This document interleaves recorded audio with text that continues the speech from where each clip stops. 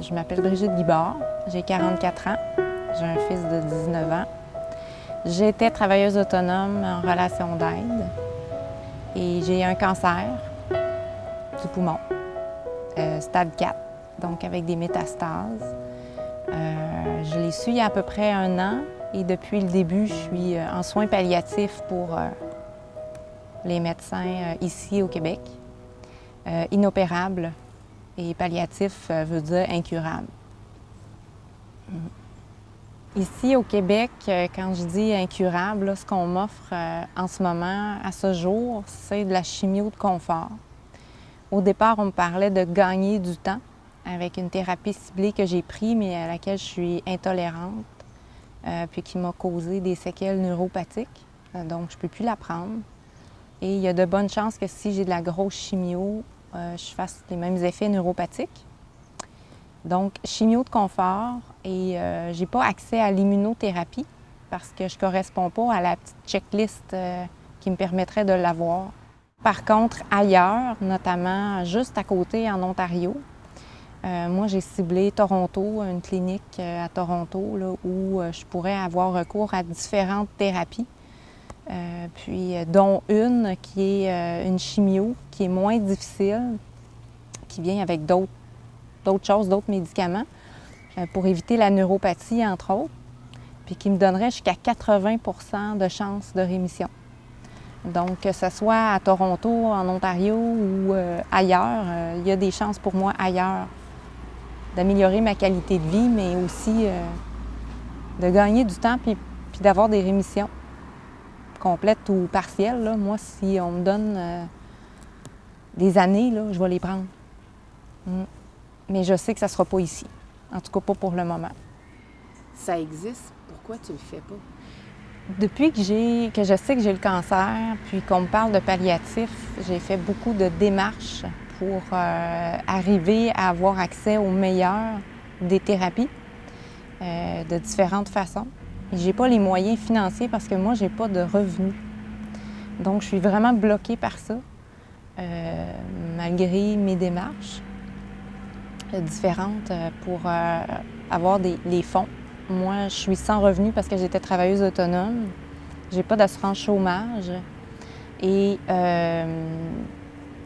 l'aide sociale, je pourrais en avoir. Par contre, ce que j'aurais par mois ne me permettrait pas d'aller chercher, même dans mon quotidien, dans la supplémentation, la qualité de l'alimentation, les soins que je reçois, psychologiques, ostéopathie, acupuncture, ne me permettrait pas de couvrir ça. Et en quelque sorte me bloquerait à aller chercher des fonds pour aller me faire soigner. Moi, je suis logée, nourrie par ma mère. Une chance qu'elle est là. Et je dépends des dons des gens près de moi et des inconnus pour ne serait-ce que mettre de l'essence dans ma voiture pour aller à mes rendez-vous. Donc, qu'est-ce que tu as fait depuis 1 an comme démarche? Outre le fait d'essayer les thérapies qu'on m'offre ici au Québec, dans la médecine traditionnelle, là, la thérapie ciblée, il y a la naturopathie, suppléments, alimentation de qualité, et psychothérapie pour soigner mon moral, mes émotions en lien avec ce que je vis puis qui l'a peut-être causé, parce que j'y crois. Des levées de fonds. J'ai mis en place une page Facebook de levée de fonds. On a fait des activités de levée de fonds aussi. J'ai même un site de levée de fonds sur YouCaring. J'ai fait des vidéos. J'ai fait des approches ciblées, des demandes ciblées à des particuliers, des compagnies. J'ai cogné à plusieurs portes. J'ai même fait une demande au banquier. J'ai essayé d'avoir une avance sur mon assurance vie. J'ai fait une demande à la Régie des rentes il y a déjà 6 mois pour invalidité. Tous les jours, depuis que je sais que j'ai le cancer, je fais tout ce que je peux. Moi, c'est comme rendu ma job à temps plein. Là. Je fais tout ce que je peux pour vivre, pour nourrir la vie, parce que moi, j'y crois. C'est pas la première fois dans ma vie que je vis un challenge. Mais il y a des moments, en ce moment, même si je suis une fille qui est réaliste, je regarde les choses comme elles sont, je suis enthousiaste, je suis positive. Tous les jours, je cherche des moyens et tous les jours, je nourris la vie qui est déjà là. Mais il y a des moments où je suis désillusionnée, il y a des moments où je suis déçue, parce que j'ai jamais arrêté d'y croire, puis j'ai jamais arrêté de faire des démarches aussi, là. Je parle des démarches de prendre soin de moi, mais je parle des démarches, toutes les démarches que j'ai énumérées. C'est de tous les instants. C'est comme s'il fallait que je redécide tout le temps de vivre, puis d'y croire. Puis qu'à un moment donné, ça va arriver, ça. Pas de l'extérieur, là. Je fais tout ce que je peux, mais j'ai besoin d'aide. À un moment donné, c'est trop gros. Puis moi, je crois au pouvoir du nombre, à la force du nombre.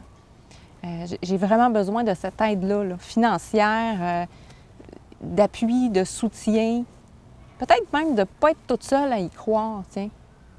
Parce que ça, c'est dur. C'est ça qui est difficile, c'est de te rendre compte que finalement, c'est comme si tu faisais du porte-à-porte avec un produit auquel tu crois, puis que tu te fais dire non, tu te fais peut-être rejeter, puis même injurier.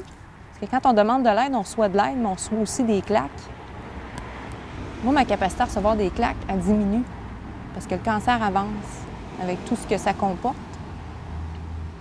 Puis ce produit-là, là, je cogne aux portes avec un produit. Le produit, c'est moi, c'est ma vie. C'est ma capacité à vivre puis à continuer. C'est ma capacité à vivre au jour le jour, avec tout ce que ça veut dire, puis à rester en vie.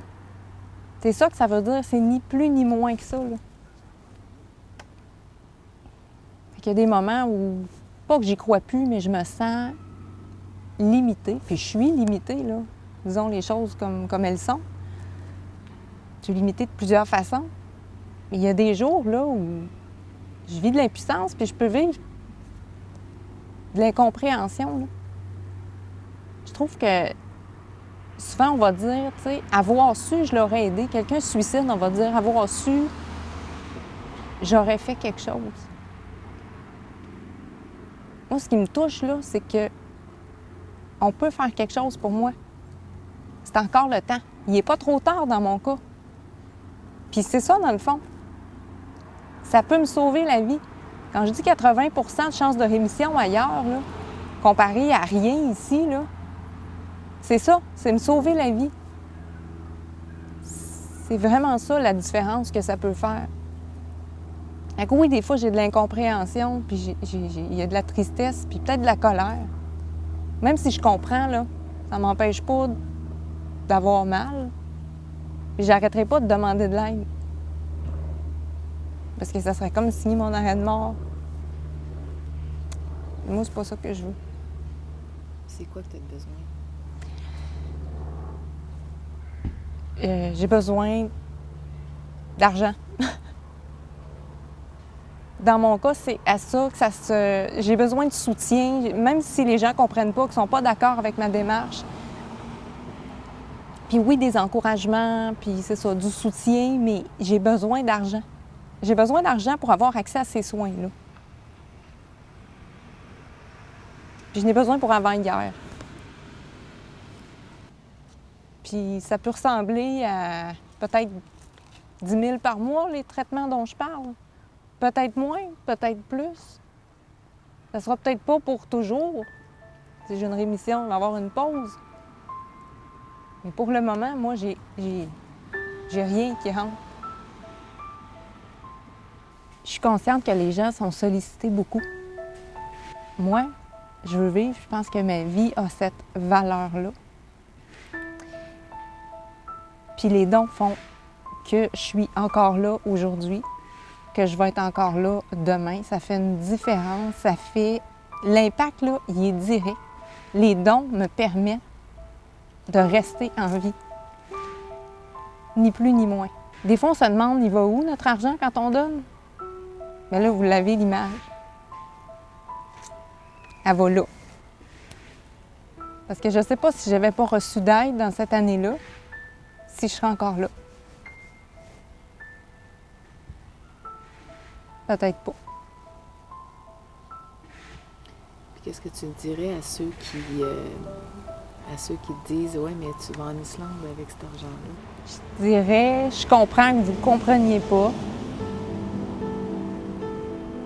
que je choisisse avec l'argent des dons.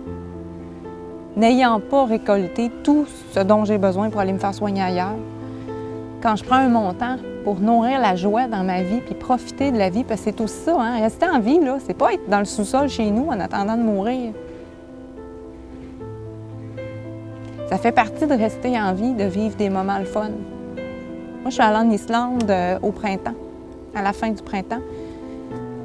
Puis c'était vraiment un acte de foi. J'avais besoin de me raccrocher à la vie. J'avais perdu 20 livres en 6 semaines, puis j'avais besoin de vivre quelque chose de beau, puis de le fun, de me rebrancher à ma capacité de sentir la vie. Puis est-ce qu'il y a un avant et après l'Islande? Est-ce que ça a eu un impact sur toi, ce voyage-là? Oui. Je suis revenue avec le goût de l'aventure, puis mon aventure, elle s'appelle cancer aussi. Mais pas juste ça. J'ai envie de découvrir, je suis quelqu'un de curieux. Puis moi, j'ai décidé que je ne me battrais pas contre le cancer, que j'allais vivre avec. Et j'ai l'espoir un jour de vivre sans lui. Ça m'a raccroché à la vie. Puis ça, j'en ai besoin aussi.